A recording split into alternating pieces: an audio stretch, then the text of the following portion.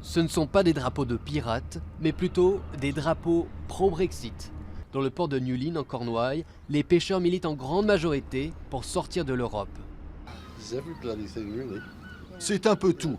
Vous n'avez pas le contrôle de votre pays. Les quotas ne sont pas favorables aux Britanniques. Quotas et partage des mers, 92% des pêcheurs britanniques voteraient pour une sortie de l'UE.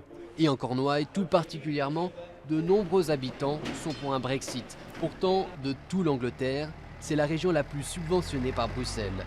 Les avis restent partagés, avec la pêche et l'immigration en débat. Les pêcheurs ont l'air de penser que s'ils votent pour la sortie, ils pourront attraper plus de poissons, mais j'en doute. Les immigrants qui viennent ici, qui travaillent, prennent les emplois et envoient leur argent dans leur pays. Les investissements de l'Union européenne sont omniprésents, des routes aux universités en passant par la fibre optique.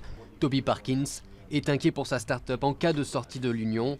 Ses locaux ont été financés par l'Europe et son entreprise dépend de la libre circulation des personnes pour dénicher les nouveaux talents.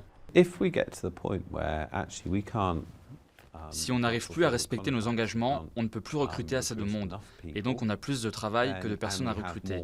Alors on se posera la question, doit-on déménager à Barcelone ou en Estonie ou dans un autre pays européen?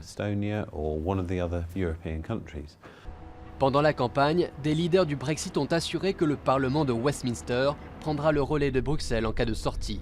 Une promesse impossible à garantir, mais quoi qu'il arrive, les pêcheurs de Newlyn sont bien décidés à larguer les amarres.